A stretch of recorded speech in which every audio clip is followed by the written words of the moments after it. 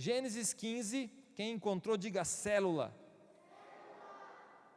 Então tá bom, eu não encontrei ainda, fiquei conversando aqui, ó. Gênesis 15, pronto. Versículo 5, nós vamos ler alguns textos bíblicos agora. Então conduziu até fora e disse: olha para os céus e conta as estrelas, se é que podes. E lhe disse: será assim a tua posteridade. E ele creu, acreditou no Senhor, e isso lhe foi imputado para a justiça. Aqui está falando de Abraão, que olhou para o céu e viu o céu cheio de estrelas, e Deus falou: é assim que vai ser a sua posteridade, é assim que vai ser o futuro da sua família, é desse jeito que vai ser o futuro da sua casa. Pega essa promessa para você, porque através de Jesus Cristo, todas as promessas para Abraão também vêm para a sua vida, amém? Todas as promessas de Abraão vêm para a sua vida através de Jesus Cristo, porque é através de Jesus Cristo que nós nos tornamos filhos de Deus. Isso só foi possível na vida de Abraão porque ele acreditou na palavra do Senhor. E só se torna possível na minha e na sua vida também quando nós acreditamos na palavra do Senhor. Abre comigo agora em Hebreus capítulo 11.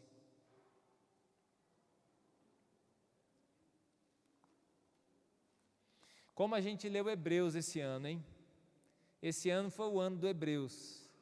Como a gente se firmou nessa palavra de Hebreus, falando sobre fé. Esse ano nós precisamos realmente exercitar muito a nossa fé.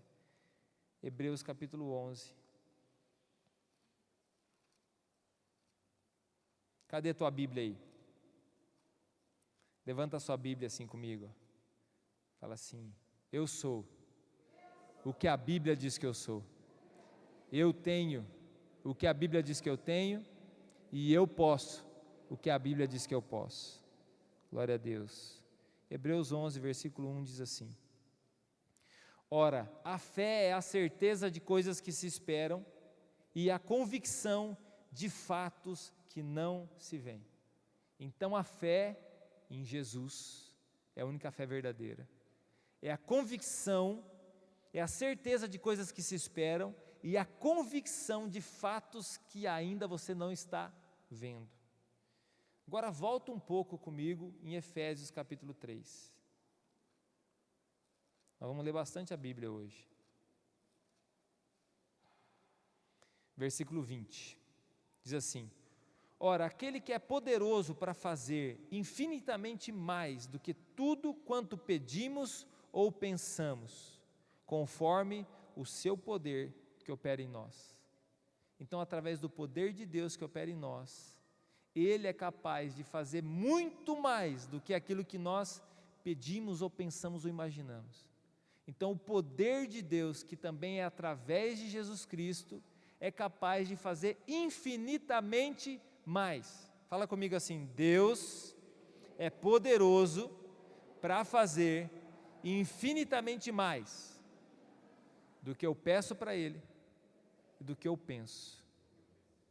Então a gente tem tentado ensinar cada pessoa a agir pela fé, a se posicionar em fé, mas sempre que você está pedindo algo para Deus, sempre que você está orando, pensando, sonhando com algo, você tem que ter essa dimensão de que Deus, Ele é poderoso para fazer infinitamente mais de tudo que você está pedindo ou pensando.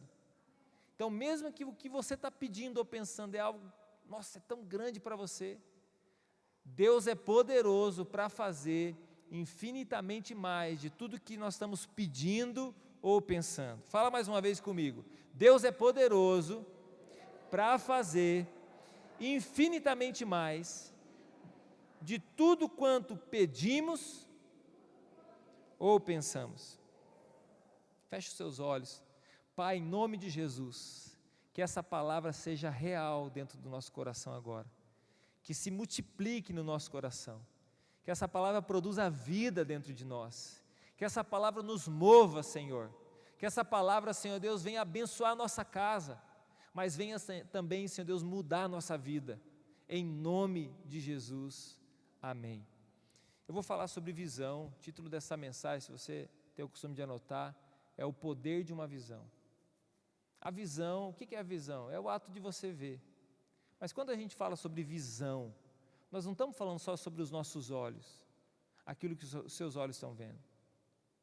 Nós estamos falando de uma visão espiritual, de algo que você não está vendo com os seus olhos, porque a fé é a certeza das coisas que se esperam e a convicção de fatos que ainda você não está vendo. É dessa visão que nós vamos falar essa noite. Então, quando a gente fala que nós temos uma visão, quando nós falamos aqui na igreja, nós temos uma visão, a nossa visão é conhecer a Deus. Essa é a nossa visão. Isso não é algo que dá para pegar, mas é algo que está muito além de nós.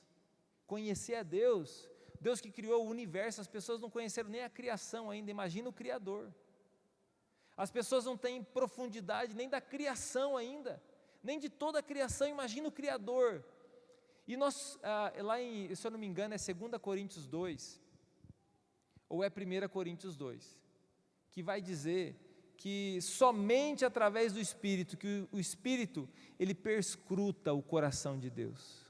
Somente através do Espírito nós podemos conhecer a Deus. Então a visão, o poder dessa visão de conhecer a Deus, de estar mais perto dEle, de saber quem Ele é, de ter a certeza do que Ele vai fazer, do que Ele faz, do que Ele tem no coração. Quando Satanás pegou Jesus, por exemplo, e levou ele no cume do monte e falou assim, ó, salta daqui e dá ordem aos teus anjos para que te salvem. Por que ele não saltou? Por que Jesus não saltou de lá? Porque Jesus conhecia o Pai. E por ele conhecer ao Pai, ele sabia como o Pai agia. Então, no poder de uma visão, nas decisões que nós temos que tomar no cotidiano da nossa vida, nós temos que conhecer o Pai. E a visão é isso. A visão é conhecer mais a Deus. Fala comigo, minha família precisa conhecer a Deus. Os homens, as mulheres que estão aqui, que estão nas suas casas, precisam conhecer mais a Deus. Porque quando nós conhecemos a Deus, nós sabemos os passos que nós devemos tomar. Então, o que é a visão? É uma imagem clara do futuro. A visão é uma imagem clara do futuro. Quando você pensa no futuro, o que você imagina? Quando você pensa no seu futuro, você pensa o quê? Você pensa, não, tudo certo, meu futuro, eu desse jeito, bem, minha família bem, eu bem. Ou você olha para o futuro e tem uma visão desastrosa do seu futuro. Porque depende da circunstância. Se está tudo bem com você, talvez você consiga olhar para o futuro e você imaginar e ver coisas boas. Mas se você está num momento difícil da sua vida, se você está numa circunstância difícil, talvez quando você olha para o futuro, as circunstâncias te levam a projetar algo diferente, algo ruim.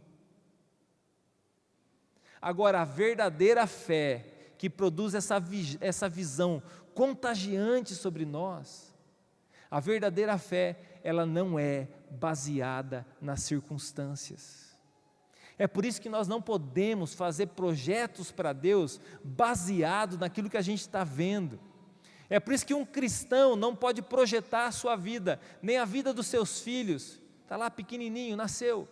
Não podemos projetar a nossa vida baseado nas nossas circunstâncias, sejam elas boas, sejam elas más. A nossa fé tem que estar firmada em Cristo. Quando a gente conhece a Deus, então essa fé vai gerar em nós um retrato que produz uma paixão no nosso coração, um retrato do futuro. É por isso que a gente tem aquele quadro ali, imaginário lá atrás, a igreja que eu vejo. Nós estamos falando do futuro, coisas que ainda não aconteceram, coisas que ainda não existem, coisas que as circunstâncias dizem não dá para acontecer. Mas nós somos pessoas de fé. Eu e você somos pessoas de fé. E nós nos levantamos sobre a nossa casa, sobre a nossa cidade, e nós declaramos palavras de fé. Olha aqui um pouquinho. Nós declaramos palavras de fé, profetizamos. Profetizar tem a ver com o futuro. Profetizar tem a ver com construir o futuro. Quando nós falamos assim, profetiza sobre a tua família, nós estamos falando, declare sobre a sua família, palavras que têm a ver com o amanhã, mas que você já está decidindo viver hoje. Fala comigo, a profecia tem a ver com o futuro. E às vezes a gente fica enganado, e a gente espera que alguém seja usado por Deus para falar sobre o nosso futuro. A gente fica naquela ansiedade, parece que essa palavra é mais forte, então, quando alguém fala para nós. Quando alguém chega e fala assim, o teu futuro vai ser assim, assim, assim. E existem as palavras proféticas que trazem realmente direcionamento para o nosso futuro. A mesma palavra profética que Abraão recebeu de Deus. Olha para o céu, Abraão. Está vendo as estrelas? Estou vendo. Consegue contá-las? Não. Assim vai ser a tua posteridade. Mas a circunstância me diz o contrário, porque Abraão não podia ter filhos. Mas o que fez valer a palavra profética? O que fez valer é que ele acreditou. E isso foi colocado sobre ele como algo que já está feita a justiça. É isso aqui, você vai receber, está dada a sentença. Você vai receber porque você acreditou. Mesmo que a circunstância está te mostrando o contrário. Mesmo que tudo está te mostrando o contrário, mas você acreditou. Como igreja de Jesus nessa cidade, nós temos declarado palavras proféticas. E nós não precisamos que ninguém diga isso para nós. A palavra já diz. E nós temos acreditado. Nós precisamos levantar as nossas mãos e continuarmos acreditando. Como continuarmos acreditando nesse futuro que está por vir. Eu já vou falar um pouco mais sobre o futuro. A falta de visão nos leva a ter uma vida de sobrevivência. Quando a gente só está querendo sobreviver, significa, é um sinal que está faltando visão para nós. Quando a gente está só tentando se manter, e em vários momentos a gente se pega assim na nossa família, a gente se pega assim na vida da igreja local, a gente se pega na nossa vida pessoal assim, a gente só está tentando se manter, está tentando só equilibrar as coisas, só dar a manutenção necessária. Quantas vezes eu já me peguei assim? Quantas vezes você já se pegou aqui assim? Ou melhor, as pessoas que você conhece, às vezes você já viu as pessoas agir desse jeito. Isso é um sinal da falta de visão, aonde a gente tem que alinhar o nosso coração, e a gente precisa começar a relembrar o que Deus já disse para nós na palavra, o que Deus já disse para mim, para você, o que Deus já disse sobre a minha família, sobre a tua, o que Deus já disse sobre os sonhos, sobre os planos que Ele tem ao seu respeito. Amém? Estão juntos aqui ou não? Então a falta de visão um sinal dela é a sobrevivência. Você está pensando em sobreviver, está pensando em mais essa tarefa só que você tem que fazer. Eu preciso trazer é só o pão que eu tenho que trazer para minha casa. Eu tenho só que passar essa semana. Isso é a falta de visão. E normalmente o que produz a falta de visão é algo desastroso que acontece em nossas vidas, ou algo que pesou demais e a gente não consegue reagir. Mas esse é o momento de você se posicionar, de você olhar para o céu, olhar para as estrelas e crer naquilo que Deus tem falado, não somente sobre você, mas sobre aquilo que está ao seu redor.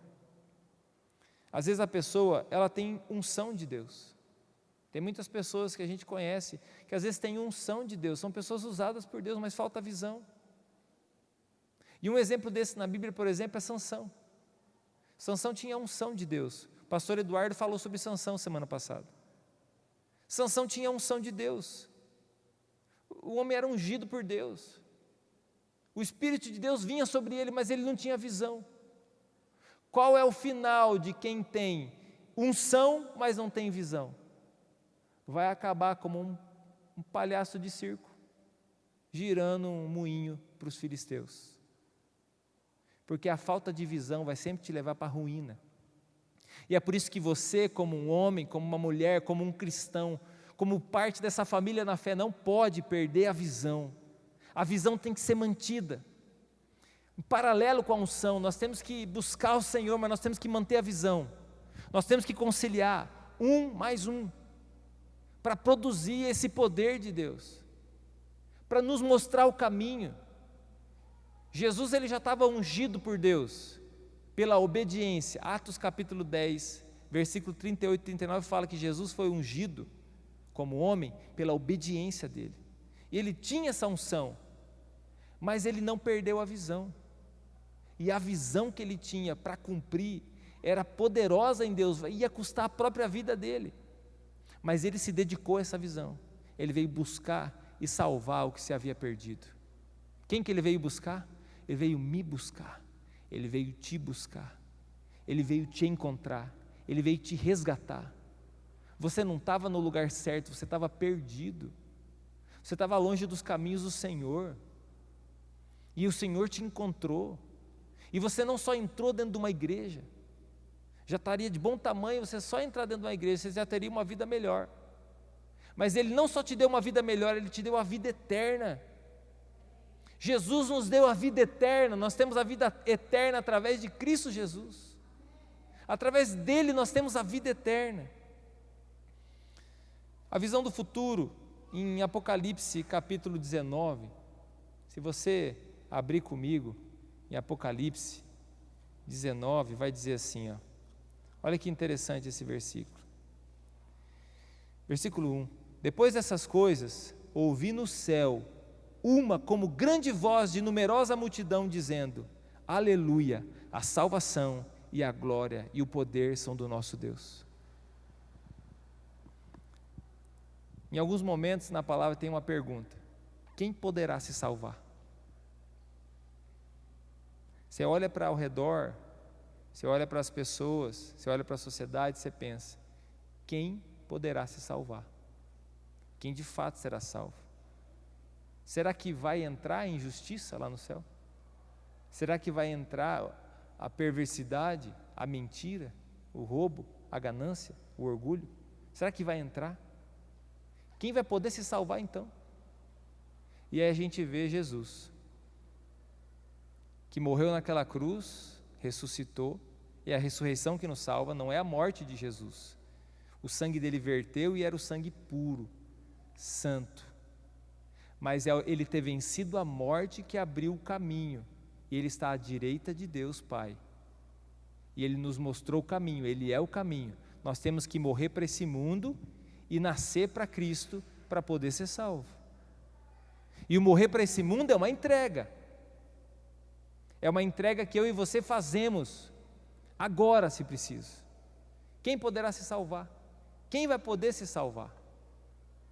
Somente aqueles que se entregam a Jesus Cristo, se arrependem dos seus pecados e começam a andar com Ele. Agora, quantas pessoas são? Apocalipse 19 está falando sobre isso. Que João, nessa revelação, ele está vendo, ele está ouvindo a voz de uma grande multidão, que está onde? Diante do trono. Está no céu, diante do trono. E eles estão diante do trono, cantando: a salvação, aleluia, a salvação e a glória e o poder são do nosso Deus. Então, nessa visão do futuro, você tem que lembrar que a aleluia, a salvação, a glória, o poder são do nosso Deus. E tem uma multidão que vai estar lá no céu. Quem fará parte dessa multidão? Em nome de Jesus. E Apocalipse 21 vai dizer assim, João vai dizer: eu vi um novo céu e uma nova terra. Ele está tendo uma revelação do futuro. Uma revelação que eu e você nós não tivemos, que nós não vimos, que ninguém aqui nesse lugar viu. Mas João, levado pelo Espírito Santo, ele foi arrebatado e ele viu. E ele está escrevendo, ele está dizendo: eu vi um novo céu e uma nova terra. Eu vi o lugar que nós vamos estar. Eu vi esse lugar que eu e você vamos estar. Ele viu. É o poder de uma visão. Ele viu o final. E no final, meu querido, não tem uma grande batalha que está lutando dois inimigos que que são do mesmo páreo. Está lutando, o Satanás, ele não é ao porte da luta com Deus, porque Deus o criou. Deus é todo poderoso, Satanás pode ter poder, mas ele não é todo poderoso. E nessa grande batalha ele já está condenado. O final dele, a sentença dele já foi dada. E por mais que ele tenta se prevalecer em algumas coisas, na vida das pessoas, na vida de cristãos, mas o lugar dele é debaixo dos nossos pés, o lugar dele é debaixo dos seus pés. E talvez o que falta para mim e para você agora é acreditar, como Abraão acreditou, nas promessas de Deus. Que o mais importante para você não é a batalha que você está travando, mas é a sua fidelidade, permanência do lado do Senhor. Esse é o poder de uma visão, a visão do futuro, e nós temos uma visão dada por Deus. Eu não vi o novo céu e a nova terra, mas eu acredito na palavra, eu creio, por isso que eu estou aqui, por isso que eu sou um cristão. Eu creio na palavra, eu creio na palavra de Deus, e a palavra de Deus está falando para mim do meu futuro. A palavra está falando para mim do seu futuro. E eu não sei se você pensa no seu futuro, mas você deveria pensar no seu futuro.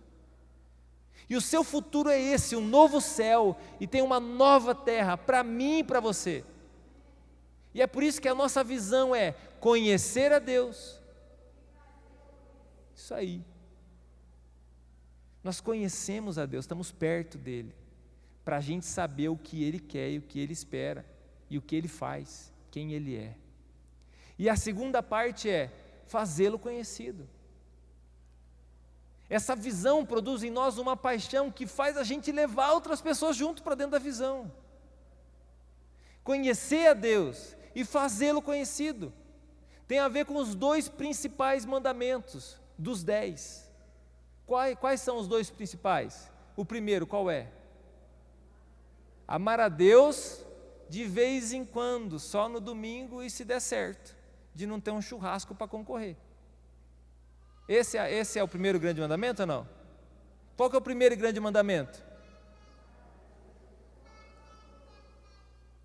Todas as coisas. Se você for lá para Êxodo, vai começar assim, ó: não farás para ti imagem de escultura, não as adorarás, não a darás culto, não a servirás.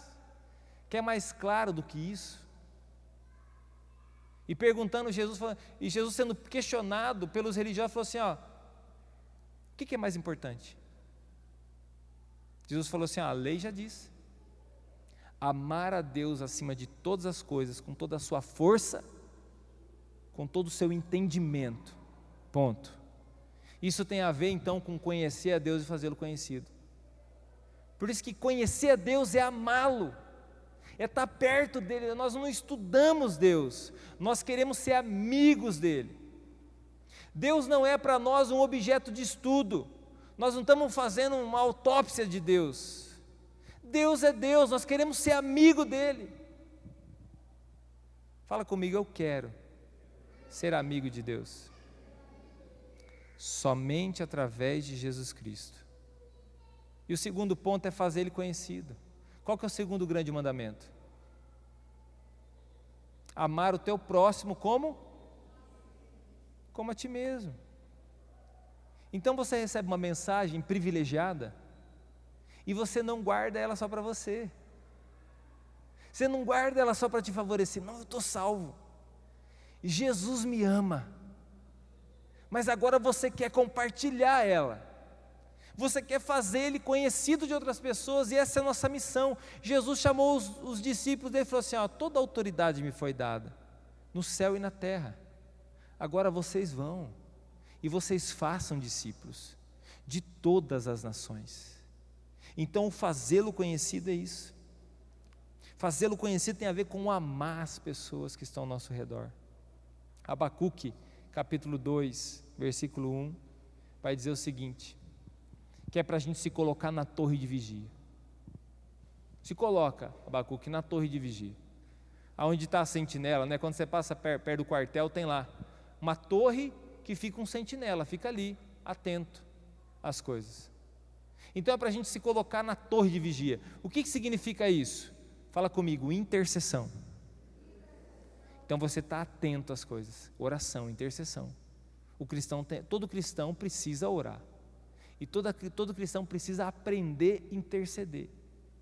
Que nem todo mundo que ora intercede, mas todos que intercedem oram. Então tem a ver com se colocar no lugar da sentinela. Oração, intercessão. A visão do futuro vai vir no lugar secreto. A visão de Deus vem no momento de oração. Nós estamos em oração, nós estamos em intercessão. De nada adianta você ler centenas de livros sobre oração, de você saber como orar, de você saber o Pai Nosso de trás para frente, de frente para trás, de você ter feito vários cursos de oração e assim por diante.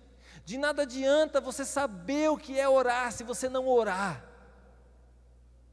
A oração não é para o outro, é para mim. Eu preciso me colocar como sentinela. E aí o versículo 2 de Abacuque, capítulo 2, diz assim: agora escreva a visão, para que todo aquele que passe perto, mesmo que passe correndo, consiga ler.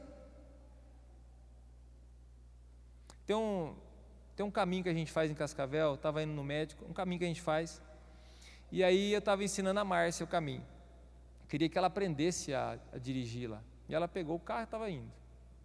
Falei, olha o sinal aqui, ó. O sinal é essa advocacia aqui, ó. Advocacia não sei o que, vira direita.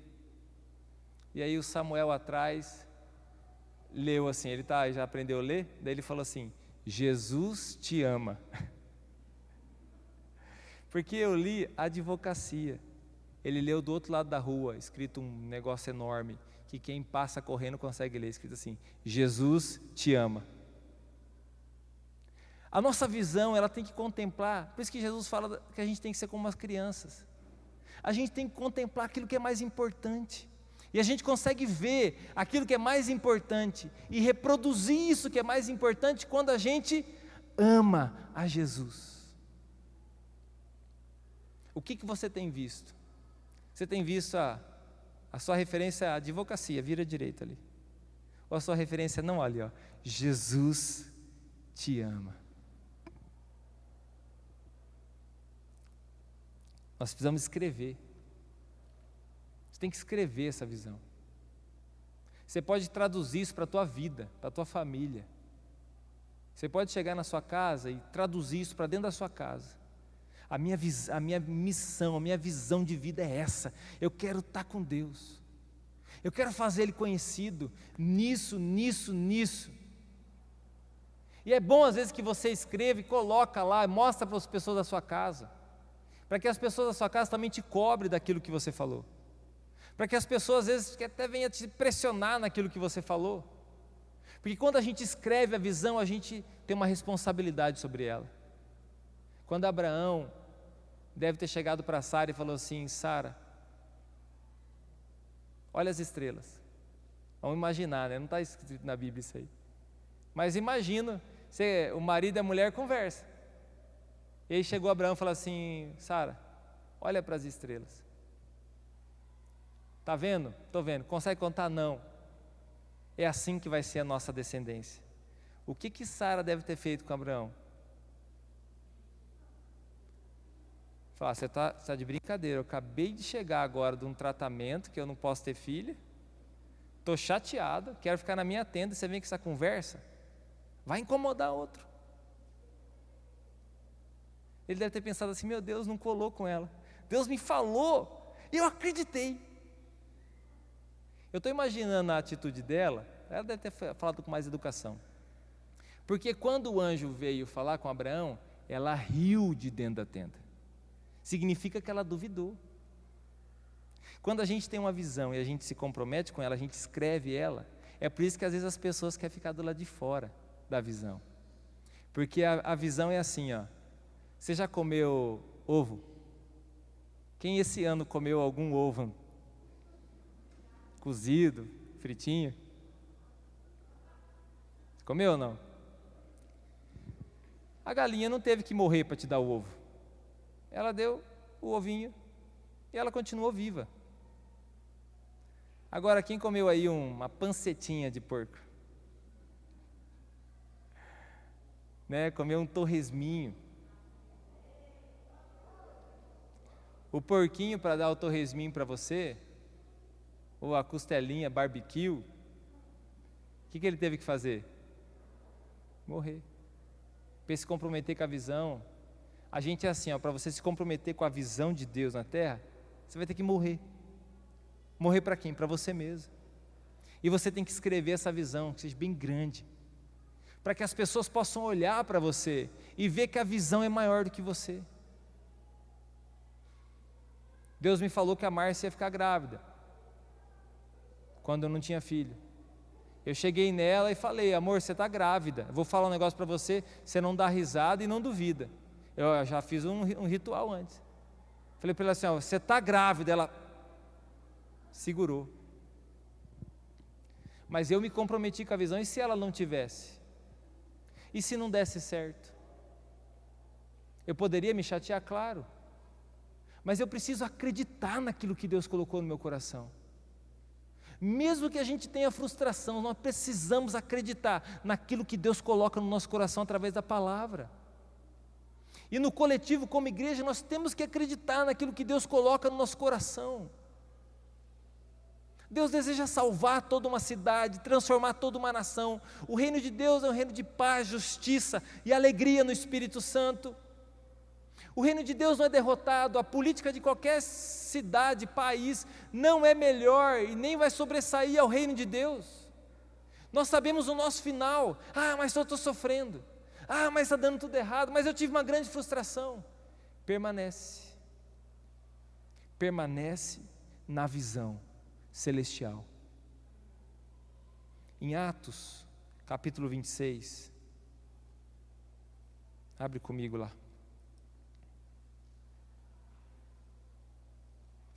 Quero recomendar para você, traga sua Bíblia no culto. Anote, traga uma canetinha junto, anota, para você aprender, para você crescer. É um tempo de aprendizado, de crescimento. Atos 26, versículo 19, diz assim: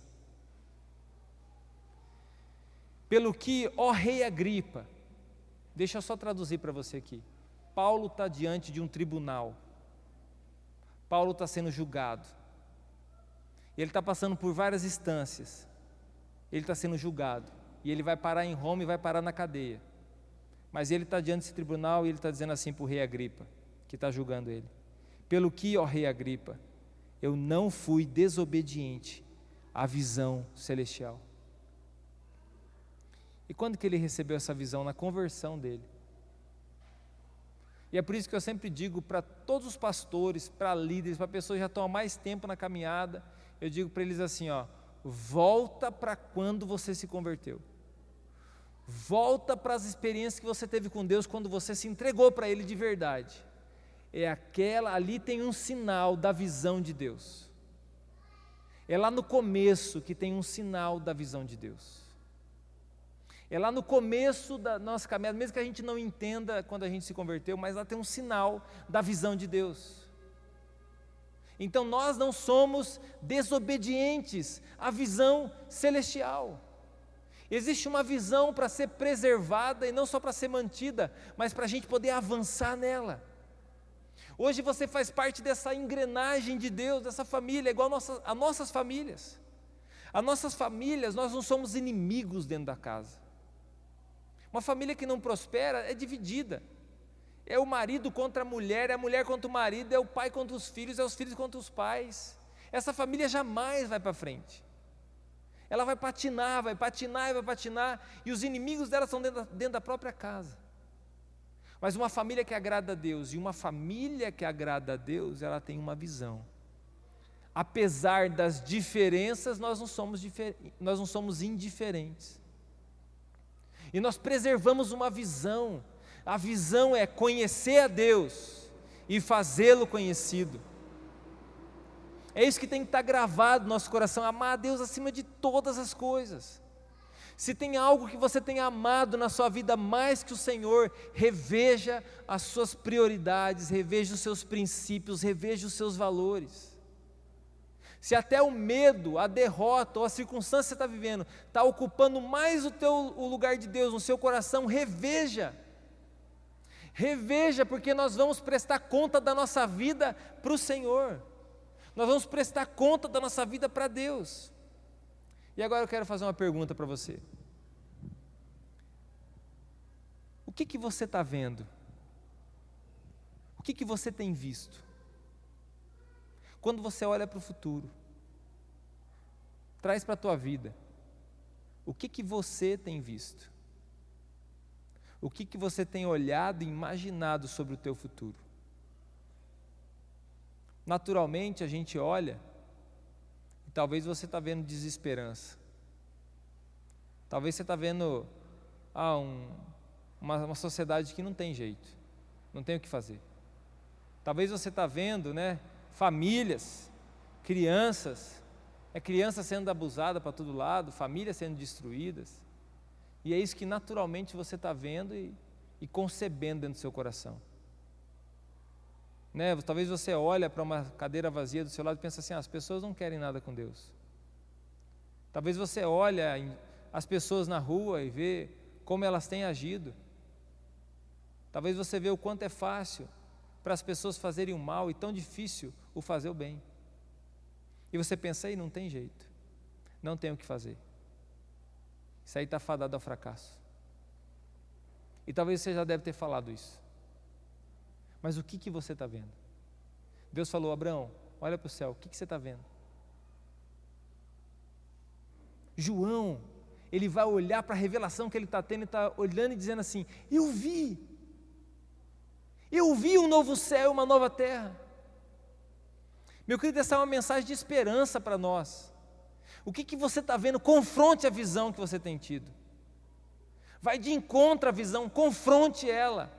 Confronte ela com a palavra, confronte as visões que você tem tido sobre a tua vida e as situações que a gente vive. Confronte com a palavra e comece a gerar e trazer à existência o que ainda não existe.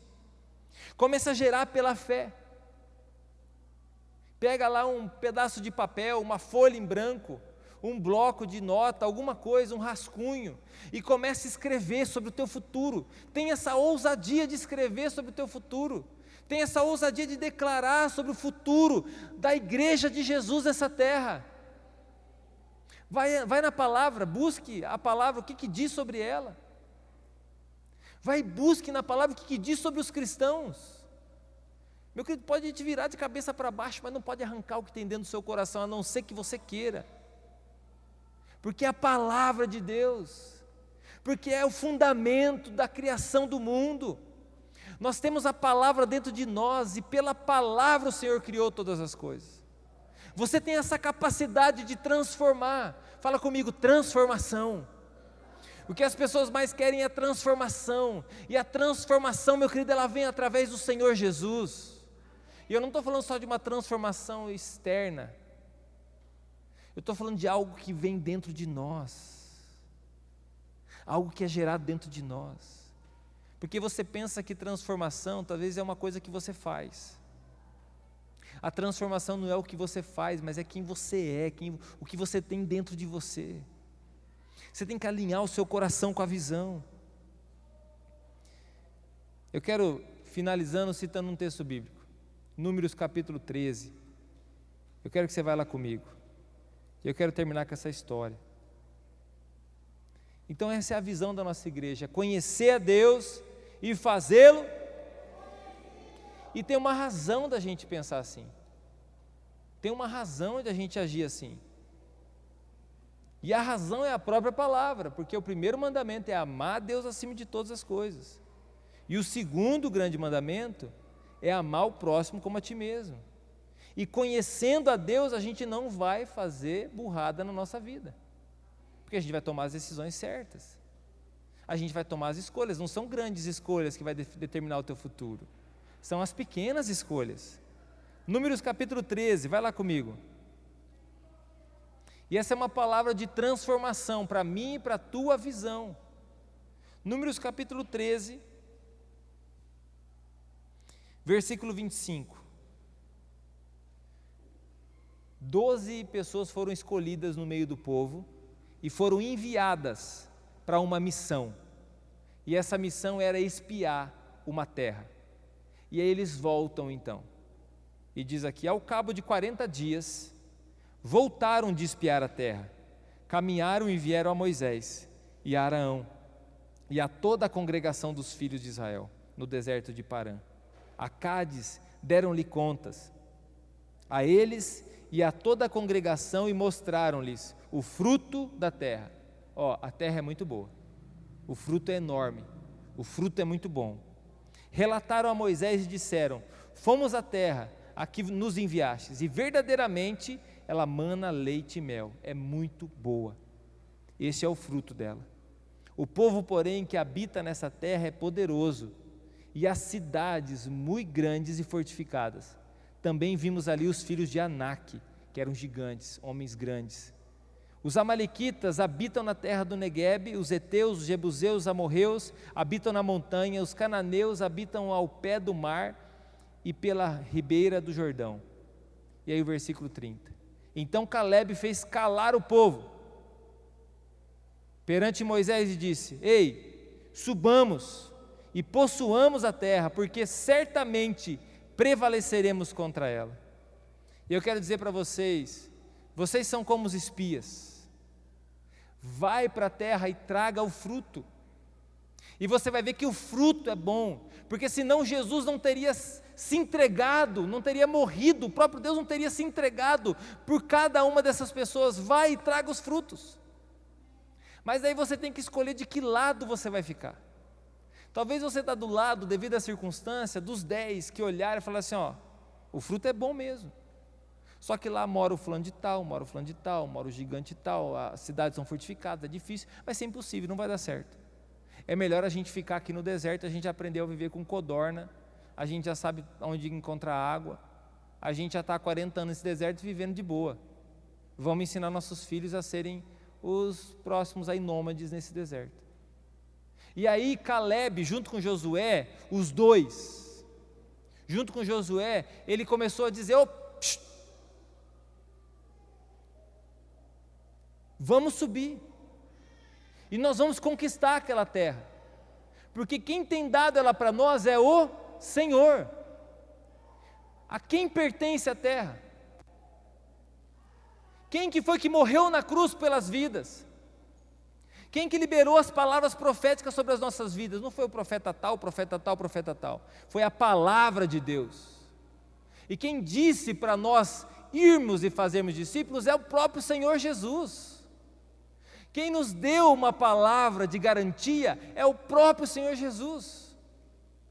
E quem também nos disse que Ele viria para nos buscar é a própria palavra de Deus. Então não leve a sua vida achando que a sua vida aqui vai ser eterna. Leve a sua vida em consideração, sabendo que tem uma vida eterna para você. E a garantia que você tem é o Espírito Santo no seu coração. O Espírito Santo está aí? O Espírito Santo está aí, dentro do seu coração? Essa é a garantia. Se você foi votar hoje, você apresentou o seu título e a sua carteira de identidade. Eu imagino que ninguém que esteja sem o título e sem a carteira de identidade consegue votar, para comprovar que ele é aquela pessoa. Se você chegar lá, sem o seu título, sem a sua carteira de identidade, você não vai votar. Se você for na conta a sua conta no banco, sem o seu cartão, sem a sua senha, você não vai conseguir acessar. Até você provar que é você, é você. Por que eu estou dizendo isso para você? A garantia que eu e você temos, que somos filhos de Deus, é o Espírito Santo de Deus. E a garantia que Ele voltará para nos buscar, e Ele vai buscar as pessoas que têm o Espírito Santo de Deus. Não adianta você abraçar o irmão do seu lado e falar assim: ele tem o Espírito Santo de Deus, eu vou junto com ele. Na hora que Jesus voltar, o que você vai fazer? Vou abraçar o irmão que tem o Espírito Santo e eu vou junto com ele. Eu morei 18 anos da minha vida do lado da linha do trem, 15 metros da linha do trem. Minha casa fazia fundo com a linha do trem. Então, o trem passava toda hora lá. E quando criança, eu cresci pegando rabeira no trem. Quando ele passava carregado, passava mais devagarzinho, eu corria atrás dele e pegava a rabeira, descia lá na outra rua, andava atrás do trem. Perigo, né? Já vi muita gente perder a perna assim, morrer, passa o trem em cima, não vê. Não adianta você pegar a rabeira e achar que vai chegar no destino, porque às vezes aquele trem não é o seu, não tem a passagem no seu nome. Não adianta você querer entrar de rabeira. Você pode entrar pela porta, você pode sentar no seu lugar, tem um lugar reservado para você, tem algo preparado para você. Nós estamos lembrando a cidade, nós estamos lembrando as pessoas. Não é você ter ido um dia no encontro com Deus, ou ter um dia ter uma Bíblia dentro da tua casa que alguém deu para você, escrito para você, você é filho amado de Deus. Você tem que acreditar nas promessas. Você não pode ser os 10 que chegaram dizendo assim, é impossível, não dá. Você tem que ser os 2, Josué e Caleb, que até o final da vida deles, mesmo quando eles estavam lá já na terra, conquistando, num momento difícil, 85 anos, e Caleb vai dizer assim, eu me sinto como um homem com a metade da minha idade. Aquela montanha eu vou ainda conquistar ela. Isso mostra para mim que para a gente preservar a visão, nós precisamos primeira coisa, anota isso daí, nós precisamos fortalecer os fracos. Nós temos que estender as mãos para os fracos. Tem pessoas que não conseguem, que elas estão enfraquecidas, e você tem que estender a sua mão para os fracos. A sua mão, ela não pode ser para afundar o fraco, ela tem que ser para levantar o fraco. O fraco, não o rebelde. É diferente. O fraco é o Pedro que está tentando andar sobre as águas, e pela fraqueza dele ele começa a afundar, não tem força. E aí você estende a mão, como Jesus estendeu, e levanta. O rebelde é o contrário, você estende a mão e ele quer puxar você para trás. Ele quer matar você e salvar ele, porque ele só pensa nele. O rebelde é aquele que menospreza a cruz. Você quer entender quem é o rebelde? Vai lá em Hebreus capítulo 6, leia lá na sua casa depois. Eu não vou ler aqui para não estragar o culto, porque a palavra é forte. Esse é rebelde. Agora o fraco, primeira lição, estenda a mão para o fraco, estenda a mão para quem está enfraquecido, não afunda ele não, estende a mão, levanta ele. Segunda lição, no poder da visão, prevaleça e resista ao inimigo. Prevaleça e resista. Resistência tem a ver com intercessão. Então é você se posicionar. Imagine você como um guerreiro com a sua armadura, está lá com toda a sua armadura, com a tua espada, e está ali posicionado na torre de vigia, está em intercessão. Não pode faltar intercessão. É a resistência, é saber que você está ali posicionado, aqui eu estou posicionado. Precisa ter intercessores pela sua família, é você o intercessor. Tem que ter um intercessor pelo casamento, um intercessor pelos filhos, tem que se posicionar em oração. E aqui não, Satanás, aqui você não vai entrar, porque aqui tem intercessor. Tem que ter intercessores da igreja, tem que ter intercessores do movimento, pessoas que estão atentas, não para acusar os outros, mas se posicionar no mundo espiritual e dizer assim, aqui não, Satanás, as nossas crianças pertencem a Jesus, as crianças dessa cidade pertencem a Jesus, os jovens dessa cidade pertencem a Jesus, as famílias dessa cidade pertencem a Jesus. Então intercessores não é aquele que vai um dia orar, mas é quem está numa escala de oração.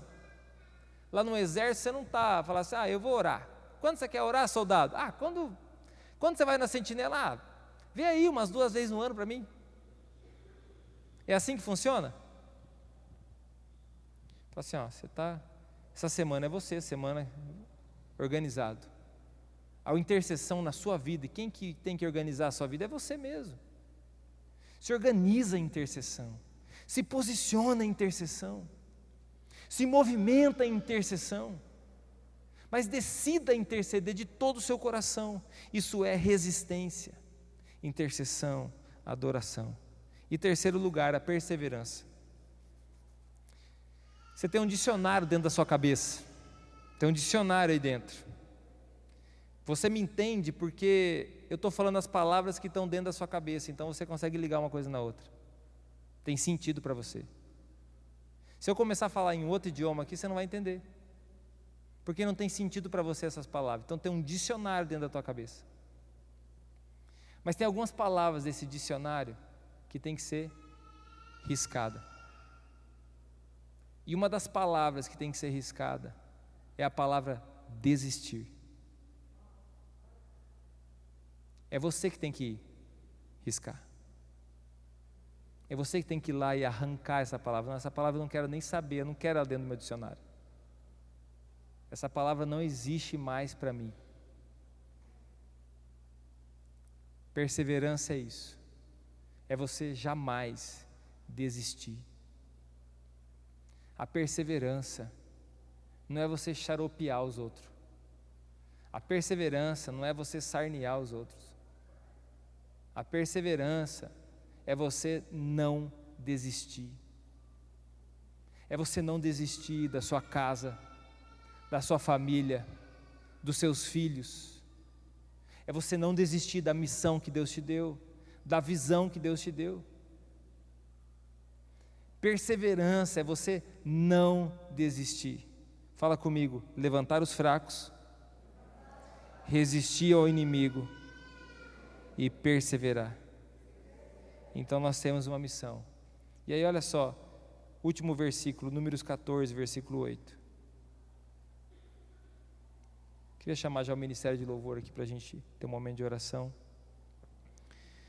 Versículo 8 do 14 diz assim: se o Senhor se agradar de nós, então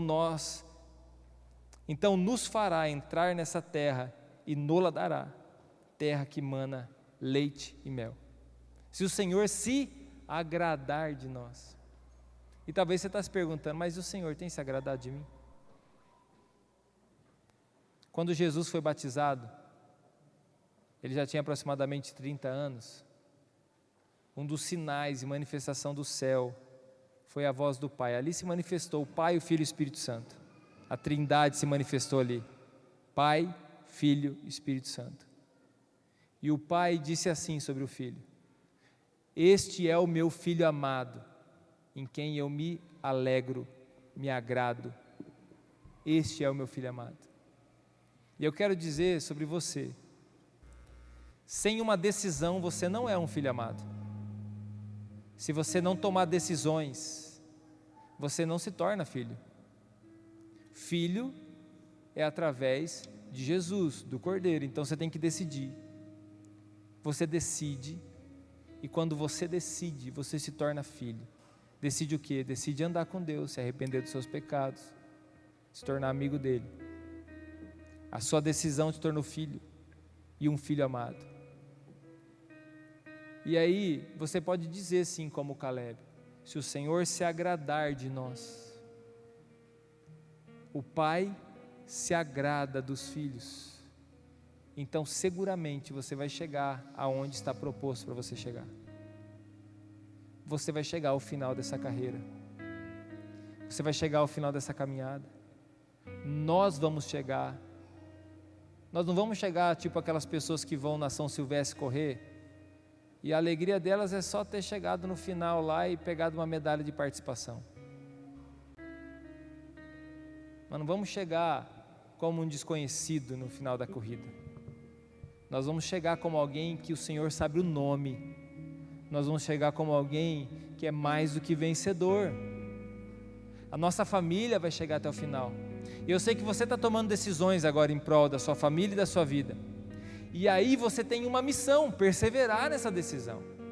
Amanhã as circunstâncias vão surgir. Amanhã as circunstâncias vão surgir para nós.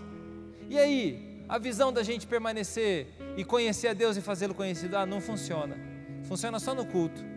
Funciona só no domingo, às 7 horas da noite. Não, isso é uma mentira. Funciona. Mas para aqueles que creem, funciona.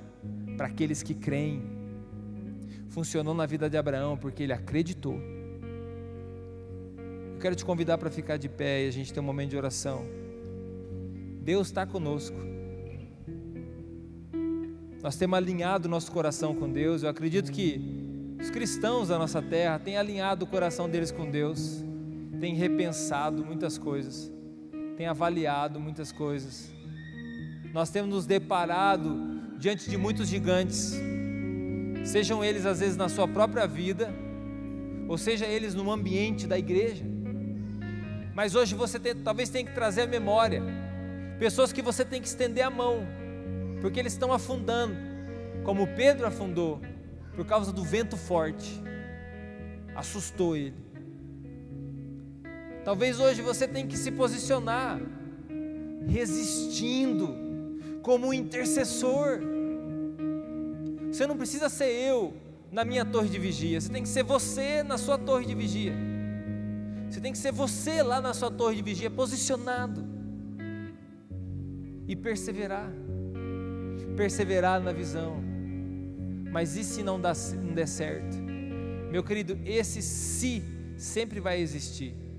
Mas eu quero dizer para você quem que colocou esse se na sua história que está sendo escrita. É o mesmo que chegou para Jesus e disse assim: se você é um filho de Deus, então transforma essa pedra em pão. Esse se, essa condição, quem colocou foi o próprio inimigo, que colocou nos seus caminhos para te confundir, para desesperançar você, para tirar você do propósito. Eu acredito que tem pessoas aqui chamadas pelo Senhor para ocupar lugares na cidade, para manifestar o reino de Deus. Eu acredito que tem pessoas aqui nesse lugar para representar famílias e salvar e curar famílias, representando o reino de Deus. Eu acredito que tem pessoas aqui que são chamadas realmente para liderarem igrejas locais, plantarem igrejas, estarem à frente de movimentos, alimentando o povo. Eu acredito que tem pessoas aqui que vão transformar as escolas do nosso país. Eu acredito que tem pessoas aqui com uma porção grande de criatividade, dada pelo Senhor, para manifestar o reino de Deus. E eu acredito que tem pessoas aqui que são chamadas realmente para fazerem negócios, para influenciar as outras áreas da sociedade, mas chamados pelo Senhor, com a garantia que é o Espírito Santo dentro dos seus corações. Agora quem falta acreditar nisso, talvez não sou eu, é você. Você é o Abraão que Deus está perguntando, olha lá. É você que tem que acreditar. Feche os seus olhos e nesse momento comece a orar diante dessa palavra, diante do Senhor. Nós vamos cantar uma canção ao Senhor em adoração. Eu gostaria que você erguesse a sua voz em oração agora, que você nesse momento se colocasse diante do Senhor, que você se posicionasse diante do Senhor, que os intercessores se levantassem em oração, que você se posicionasse agora no lugar de autoridade que Deus te deu. Você tem uma visão dada pelo Senhor, de conhecer mais a Ele, de fazer Ele conhecido, de se mover em Deus. Você está em movimento, deixa o Espírito Santo soprar sobre você, deixa o Espírito Santo te guiar, deixa o Espírito Santo te mover, deixa o Espírito Santo te direcionar, deixa o Espírito Santo aquecer o seu coração, deixa o Espírito Santo salvar o seu coração, deixa o Espírito Santo restaurar a sua casa, restaurar a tua família, deixa o Espírito Santo restaurar o teu amor, deixa o Espírito Santo abençoar você, deixa o Espírito Santo transformar, te confrontar. Vem, Espírito Santo de Deus, nós clamamos agora.